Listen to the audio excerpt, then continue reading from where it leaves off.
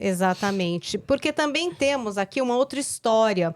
Na manhã de 11 de agosto, a equipe de coleta de lixo trabalhava no bairro Vista Alegre, quando o empresário Renê se irritou com um caminhão parcialmente na via. Segundo testemunhas, ele apontou uma pistola para a motorista, ameaçando dar um tiro na cara dela. O gari Laudemir tentou intervir, mas foi atingido no tórax. Renê fugiu sem prestar socorro e foi preso horas depois, treinando em uma academia de alto padrão. A arma, registrada no nome da sua esposa, que é uma delegada da Polícia Civil, foi apreendida. É esse caso aí do gari, o Laudemir de Souza Fernandes, que foi morto com um tiro, né, durante o trabalho, depois dessa discussão de trânsito com o empresário Renê da Silva Nogueira Júnior. Um caso tristíssimo, né? Tristíssimo. Mas é de uma e tristeza. de uma estupidez, assim, que... Absurdo. Assim, eu ontem, quando a gente até falou um pouco desse caso ontem, eu não tinha tantas informações. Aí hoje eu liguei para umas fontes nossas que a gente tem lá em Minas para tentar entender tudo isso.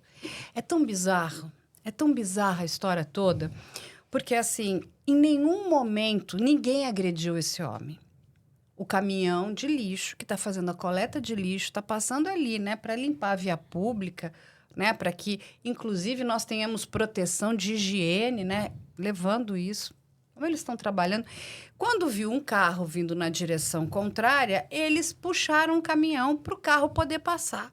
Ele tinha passagem suficiente para seguir. Mas a primeira coisa que ele fez foi se encostar, porque ele estava com uma BYD, se encostar no meu carro, eu mato, eu dou um tiro. E era uma motorista mulher. Não sei se ele conseguiu ver que era uma mulher que estava dirigindo ou não. E ele começou a ficar muito agressivo. E este gari, ele vai, né, até tentar baixar a bola. Falou, olha, calma, pode passar tranquilamente, ninguém vai encostar no seu carro. Como que dizendo, fique tranquilo, nós não estamos aqui para lhe prejudicar ou para prejudicar o seu patrimônio. Ele, não satisfeito, ele desce com toda a empáfia, né? Aquela coisa de macho alfa, né? Aquela coisa, falando, vocês acham que eu não tenho coragem? Eu vou dar um tiro. Gente, ele realmente... Inclusive, o carregador da arma cai no chão, ele vai pegar municiar 380 e atira no gari. E pega aqui na caixa torácica. E ele ainda, as últimas palavras desse homem foi, pegou em mim e ele vai cair. Ele vai chegar ainda com vida no hospital, mas infelizmente ele veio a óbito porque o tiro vai perfurar e vai pegar o braço dele. Então, assim, e fica instalado ali. A polícia vai recolher os estojos, né? Para quem não sabe, a munição, ela tem os estojos e aí quando você atira, o estojo cai e a munição é perfurante, que é o que a gente chama ali a cápsulazinha, né? Aquela ponta. Ele vai ser retirado no hospital. Se é uma coisa que o Brasil tem de boa hoje, e eu tenho muito orgulho, que é o nosso banco de perfil balístico. É muito bom, gente. Eu já fui visitar várias vezes e cada arma, ela vai ter eles têm ranhuras, então como se fosse uma digital, como se fosse a nossa digital. Ela é única. Ou seja, a polícia tanto tem os estojos, como vai ter aquela ponta da munição. Tem tudo para identificar exatamente a arma. A comparação, e ela é super precisa. Ou seja, não dá para dizer, é lógico que isso ainda vai para o confronto balístico, não é? Mas o confronto, eu não tenho dúvida que vai chegar positivo, que é dessa arma, tá aqui a munição. Ele vai falar o quê? Que não foi ele? E Paulinha e doutora Badaró, sabe o que esta pessoa teve a desfaçatez de dizer? Porque ele vai tranquilamente, ele entra no carro e vai para uma academia. Tanto que ele é preso de roupa de academia. As pessoas ficaram muito indignadas nas redes sociais porque ele não foi algemado. A polícia ali informou que não foi algemado porque ele não ofereceu resistiu, risco, né? Ele foi tranquilamente, foi carregado ali, mas as pessoas ficam dizendo, se fosse uma pessoa preta, pobre, teria sido algemada. De forma mais agressiva, tirariam a camiseta. E a doutora Badaró sabe que é assim mesmo, que as coisas funcionam. Então, ainda tem esse gosto amargo aí da população, porque ele é um homem, vamos dizer, né? Branco, rico. Então, ele teve um outro tratamento. Sendo que ele matou uma pessoa. Matou uma pessoa. E foi pra academia. Matei e fui pra academia. E o que acontece? Ele vai contar uma outra história. Ele vai contar que ele nunca esteve naquela rua. Eu falei, como? Ele fala que ele nunca esteve na academia. E aí, com todo respeito, eu amo os advogados. Amo de verdade, tenho grandes amigos. Mas o advogado teve uma fala ali, né, dizendo assim, olha, porque teve várias testemunhas, né, foram testemunhar, inclusive, dizendo, não, é este homem que estava aqui e que sacou uma arma e deu um tiro no gari. Não, isto não foi preciso, essas... Falei, gente, doutora... Não é uma boa estratégia. Não, quando você doutora, tem testemunhas... Eu prefiro não me manifestar, então... Entende? Você querer ali colocar por água abaixo o testemunho, né? Porque é um testemunho ocular. Hoje, né? Até a doutora pode explicar isso, e é uma verdade. Muitas pessoas foram condenadas no passado... Simplesmente não, foi ela. E a gente, às vezes, né, pode se enganar, né? Não é uma certeza absoluta. Exatamente, mas assim. A gente tem câmera. Várias testemunhas. E aí o advogado falou, não, as pessoas não viram o que aconteceu. Sabe, assim... Não viram o que elas viram. É difícil, gente. Negativa de autoria é muito difícil. Para você sustentar uma negativa de autoria... já é uma tese muito difícil de emplacar. Você tem que ter um outro álibi pro teu cliente. Se ele não estava lá, ele estava onde? Ele disse que ele estava em Betim, né? Pra você estar numa negativa de autoria. Agora, com um tanto de gente que viu, né? Muitas testemunhas, que mais de 4, 5 testemunhas oculares. Sim. Os vídeos... Todo mundo se enganou. Câmeras e placas que confirmam a presença dele no local. Aí complicou, né, amigo? O melhor ali, a melhor estratégia seria talvez tentar dar uma desculpa. Estou fora de mim. E assim, por isso que eu sou terminantemente contra a flexibilização do armamento para a população, porque eu tenho certeza absoluta que a população não tem nenhuma responsabilidade, nenhuma condição de estar armada, porque essas fatalidades já acontecem mesmo sendo tão difícil ter uma arma, imagina se a gente flexibilizasse isso. E tem esse ponto, porque a arma, ao que parece, era da esposa, que é a delegada Ana Paula Lamigo Balbino Nogueira, que agora vai ser investigada por essa omissão da guarda dessas armas. Né? Exatamente. Porque é responsabilidade do policial, dela, né? Cuidar dessa arma. E ela não pode ceder para outra pessoa, ela não pode emprestar de maneira nenhuma. Ainda que o marido dela fosse um atirador, enfim, as armas que ela usa como policial, ela não pode ceder para mais ninguém, né? Ela tinha 2 armas, né? Ela tinha o porte de 2 armas, né? Que estavam na posse dela. Uma funcional, que é a arma dela, como delegada, e uma particular. As informações que chegaram que a arma que ele usou seria a particular dela. Enfim, tudo isso vai ter que agora ser investigado. Porque, novamente, mesmo que ele se declare culpado, novamente, como a gente aqui já explicou muito bem, muitas vezes a polícia precisa investigar e precisa provar que foi ele. Porque senão lá na frente, né, na fase processual, depois da denúncia, aí começam a ter vários problemas porque a investigação não foi bem feita. Então, independente, lógico, que do testemunho dessas pessoas, que é muito importante, vai ser feito o confronto balístico. Sim. Temos as imagens das câmeras, porque hoje a gente vive esse Big Brother, né? Sim. Então, várias câmeras, o carro. Uma BYD não é um carro tão comum, não é? Claro. Ele não é uma figura também, vamos dizer, ele tem a cara de todo mundo, né? Ele tem um rosto muito particular, é um outro homem lá bombadão. Ele, para má sorte dele, já tinha ali outros boletins de ocorrência. Alguns, né, cara? Exatamente. Histórico. 2 em São Paulo e 1 no Rio de Janeiro. Inclusive, também por essas atitudes violentíssimas, uma pessoa né? bastante violenta. Ele tem um currículo que olha, a gente não foi olhar no LinkedIn, eu fiquei assim, impressionado. Eu até anotei aqui, eu vou passar para vocês, deixa eu achar onde é que estava aqui. Tá aqui. Gente, esse homem, ele foi, quer ver? Deixa eu achar. CEO do não sei o quê. Não, deixa a Paulinha Procura. falando. Bom, eu posso falar dos crimes aqui, né? Tem agressões a mulheres, violência doméstica, ameaças e atropelamento com morte. Ele vai responder aí por homicídio qualificado e ameaça.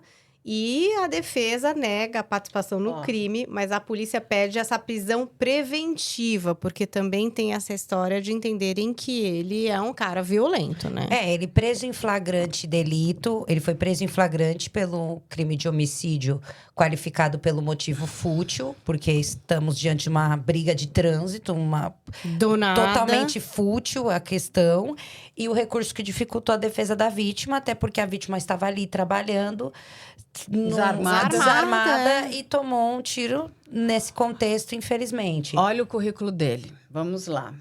Ele ostentava um currículo de peso. Vamos lá. Atuou em cargos de liderança em empresas como Coca-Cola, Vigor, Red Bull e Ambev.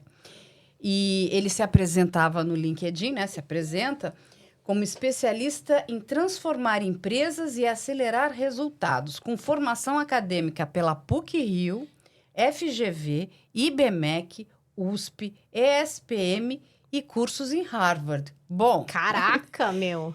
Bom, eu queria entender isso aqui tudo, né? Porque ele pegou todas essas faculdades. Todos que dá pra ter. Eu vou fazer essa.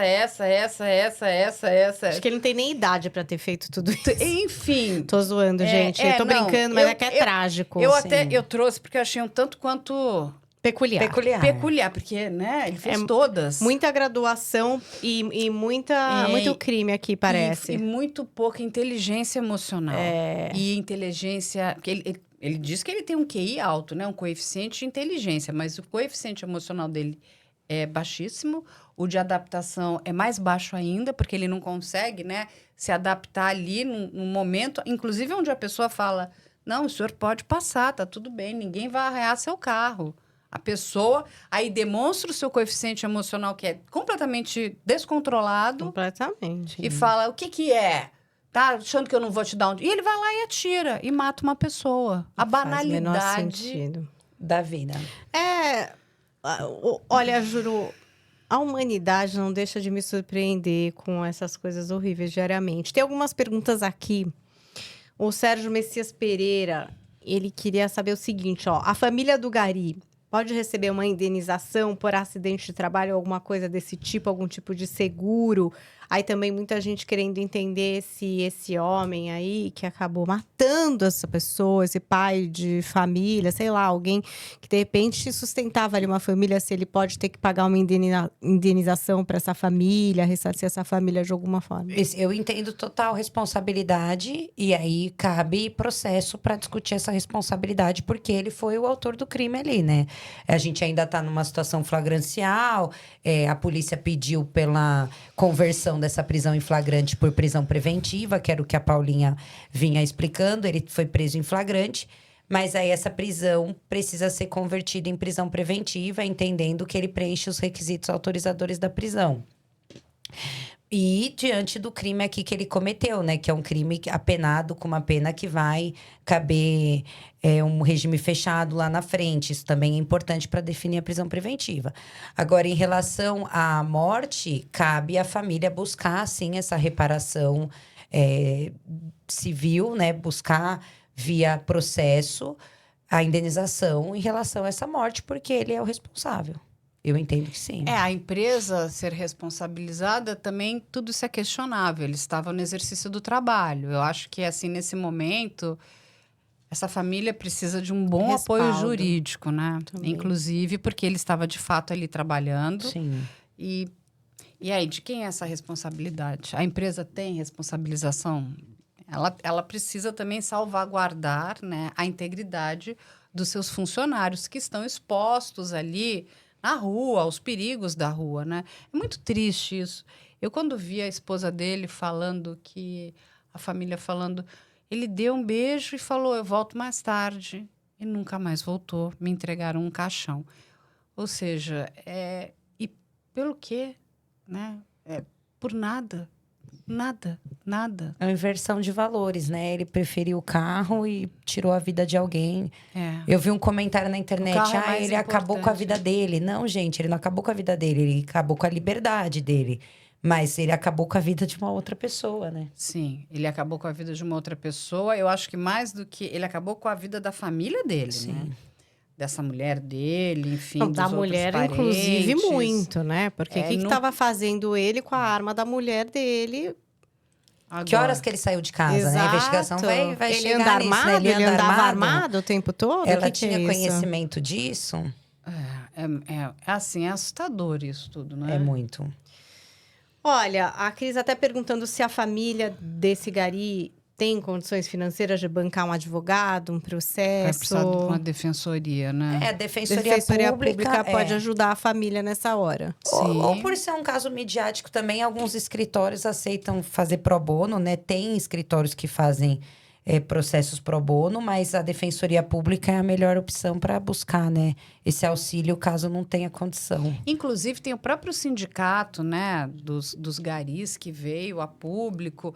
E esses sindicatos também têm ajuda, né? Pode ajudar uma jurídico também, né? Colocar pessoas para ajudar, porque eles vão precisar de ajuda, né? Sim. Eles estão em estado de choque. Sim. É muito chocante o que aconteceu. E é louco que você não pensa, né?